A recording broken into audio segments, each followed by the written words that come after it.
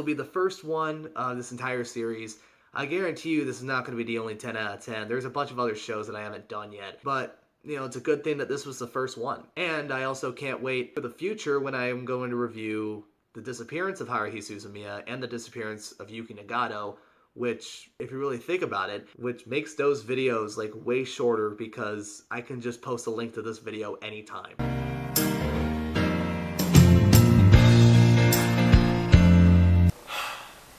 Well, it's been almost 3 months, but we're finally back. Hey, what is going on, everybody? My name is Payne, and welcome to another review video. For anyone who doesn't remember, back in around late May, I reviewed a show called The Melancholy of Haruhi Suzumiya. The first season came out in 2006, and the second season came out in 2009, and it was not only my first video that eventually got double-digit views, but it was also the first video that I gave a perfect 10 out of 10 on. As I said that all the characters were entertaining, and that up to a certain point, and you know what point I'm talking about if you watch the show, the plot is unpredictable. I suggest you watch the Melancholy of Haruhi Suzumiya review up here on the info bar if you want to watch it, but for anyone who is too impatient not to watch it, I'm going to give you a quick summary of what the plot is. So the show follows a guy named Kyon and a transfer student named Haruhi Suzumiya as they form a club known as the SOS Brigade in order to solve the mysteries of the universe as well as find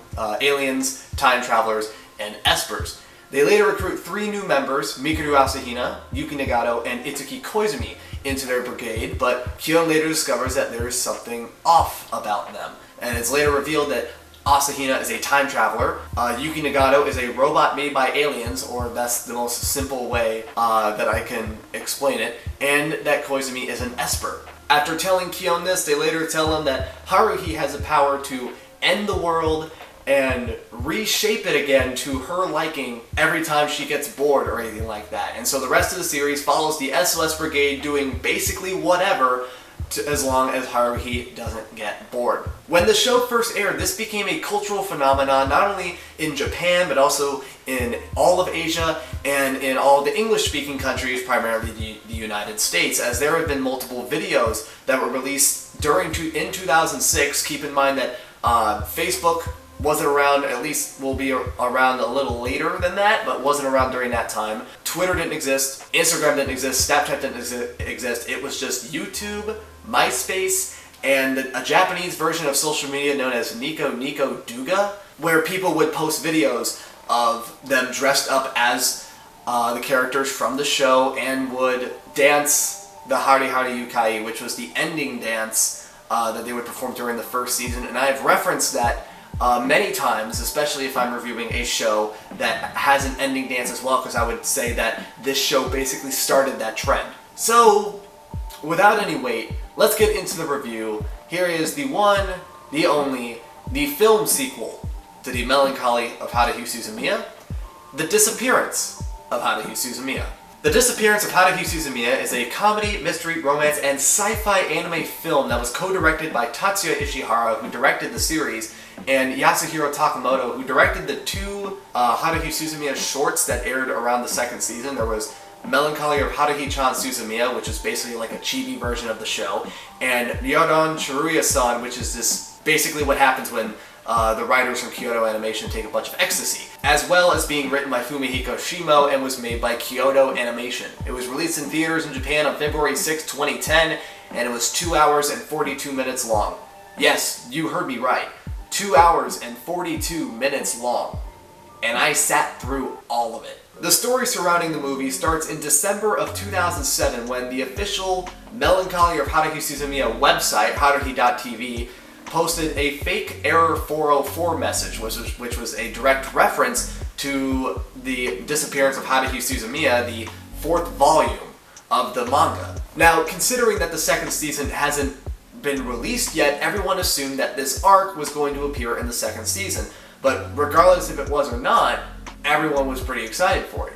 But instead what we got was the story that the producers at Kyoto Animation originally wanted to put the arc in the second season, but decided to take it out at the last minute. It was well into production, they already had a spot ready for it, and they decided to take it out. And as a result to deciding that this arc was going to be a movie, they had to fill in a 7-episode gap that they already bought the time slot for, and that is how the Endless 8 was born. Easily one of the most clever arcs in anime history, and one of the biggest wastes of money in anime history. And for people who don't know, the Endless 8, it's 7 episodes of the same story, Last Day of Summer, but with little details changing, and the angles are different, and it's very infamous because of how much money was put into it. It just shows how much money KyoAni had during that time. Although the arc was never shown in the second season, a 30-second teaser trailer showing Yuki Nagato was shown at the end of the final episode of the second season, hinting that the arc will be a movie, first hinting that it would be a movie. And after the movie was released, the film grossed 220 million yen, or $1.8 million in its first week, to go to a total of 830 million yen,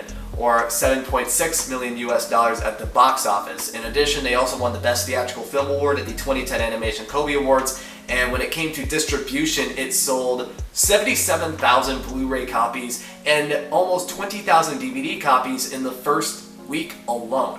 It got to the point where in January 2012, almost 2 years after the movie was first released, that the production of the Blu-ray copies of Disappearance had to be cancelled in the United Kingdom for economic reasons due to the high demand of the Blu-ray copies over there. So with all that secondary information out of the way, let's get into the story of the disappearance of Haruhi Suzumiya. The story takes place in the span of a week, December 18th to the 24th, and it follows the events of the series before a Christmas party that Haruhi plans to have. However, on the morning of 18th, Kyon, the main guy, wakes up to find that something is wrong. He discovers that Haruhi and Itsuki Koizumi are not at school, Mikuru Asahina has no idea who he is, and that he is apparently the member of the Literature Club, which was the club that used the room before the SOS Brigade did, along with Yuki Nagato, who is not only a normal human, but also has a crush on Kyon. Alright, so at this point I'm going to explain the rest of the movie, so I'm obligated to say that there will be major spoilers about the movie. Anyone who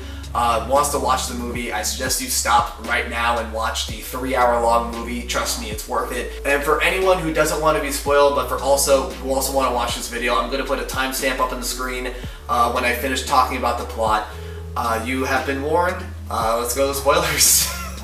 But even though everything is different, there is still hope for Kyon, as the only clue that he can work with to find out what's going on was a bookmark that the old Yuki left behind, telling him to gather quote-unquote keys to unlock a certain program. He later discovers that the keys are the members of the SOS Brigade, so he finds out that Itsuki Koizumi and Haruhi Suzumiya attend a different school nearby, and by revealing his identity to her as John Smith, an alias that he had used back when he traveled back in time to assist a young Haruhi, more about that later, Kyon manages to convince Haruhi and Koizumi to believe his story. Thus, he is able to bring all the members together in the former room of the SOS Brigade to initiate the program inside the computer. But instead of going back to his old world, he goes back 3 years into the past during that point where he helped Haruhi as John Smith during the second season. Now also keep in mind, there's going to be a couple things I'm going to mention that are from the TV series that I forgot to mention.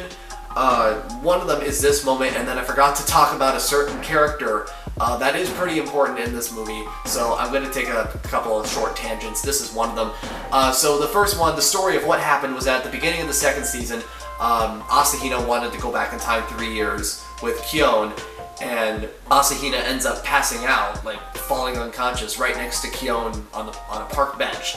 And Kyon is later visited by the future version of, I'm going to say Miss Asahina, because that's the only thing that's stuck in my head, the future version of Miss Asahina, who tells him to help out a kid at a nearby school. That kid later turned out to be the middle school version of Haruhi Suzumiya, as she broke into the school and made Kyon, aka John Smith, draw weird signs on the quad of her middle school that she believes will get the attention of the gods in her quest to find the mysteries of the universe, and little does she know, she's on the right track there. While those are the events that happen in the show, in the movie, Kyon meets the future Asahina, who directs him to to Yuki's house, where he obtains an uninstall program that's needed to be shot at the person who started the change in the early hours of December 18th. Going back to the present, it's later revealed that the person who started the change was Yuki, who took Haruhi's power to change everyone's memories except for Kyone's, because she wanted to live a normal life away from just monitoring Haruhi and protecting Kyone. Now, it's unclear exactly why Yuki made the decision to change back in time, but it is my best assumption that that is because she was a robot made by aliens, and the fact that we saw the Endless 8 in the second season, it was because this was her reaction to her experiencing the same day 15,000 times, 15,000 plus times, during the Endless 8, the last day of summer, doing all these different things, and then through her mindless personality, she realized that this was she had enough. This puts Kyone in a very tough position, as he starts to question himself about his choice, and thinks to himself that a normal world without the SOS Brigade and Haruhi would be a calm and peaceful, and thinks that Yuki was tired of everything she had to do. But eventually he decides that his original world was more interesting and more fun than any world without her. But before he tries to shoot Yuki with the uninstall program, he is stopped by a girl named Ryoko. Now, this is where I gotta pause the story right here, because as I was writing the script for this and looking at the last video, I realized that I screwed up really badly, but I'm going to redeem myself here. And that is because I forgot to mention someone in the Melancholy of Haruhi Suzumiya review, and that was Ryoko Asakura. So I'm going to take, I think, the next 30 seconds to give you a quick rundown of what happened to her during the TV series and why she's important here. So during the first season, it's revealed that Ryoko is actually a robot made by aliens just like Yuki, and was sent down to kill Kyone before he found out what Haruhi's power was. But before she would kill him, she was stopped by Yuki, who defeats her and is able to make her dissolve and disappear from the physical world, and we don't see her for the rest of the series. While in the movie, she sits in the spot Haruhi used to sit in the alternate universe, and lives in the same apartment block as Yuki. So fast forward to the movie, Kyoko stops Kyone by stabbing him in the chest, making him fall to the ground, but before Kyoko can finish him off, she is stopped by the future counterparts of Yuki, Asahina, and Kyone, as the present-day Kyone falls unconscious on the floor. Kyone later wakes up at a hospital where he's told by Koizumi that he fell down the stairs on the day of the 17th on his way home from school, and that he's been in a coma for 3 days, and that Haruhi had been staying at the hospital for all 3 of those days, waiting for him to wake up. Following his release from the hospital, when Yuki mentions to Kyone how her superiors would punish her for her actions, Kyone tells Yuki to tell them to let them know that if they ever tried such a thing, that he is going to tell Haruhi about everything that has happened since he met her, and have her alter reality so that the organization that Yuki came from would cease to exist. And the interesting part, Yuki is actually going to go tell them that, which means that there's a pretty good chance that Kyone's life is in danger, because he's messing around with some pretty powerful people. But the movie ends on Christmas Eve when Kyone considers it his duty to go back in time to save himself, but decides to take a break and celebrate in Haruhi's Christmas party. So the thing that most surprised me about this movie is how closely it tries to follow the source material, the 4th volume of the manga. Granted, there are a few liberties here and there, but nothing near the number used in both TV series. The benefit of this is that the story has a solid base to begin with, especially as the plot is mainly based around Kyone's thoughts and actions. The movie begins at a fairly placid place with nothing untoward or suspicious occurring,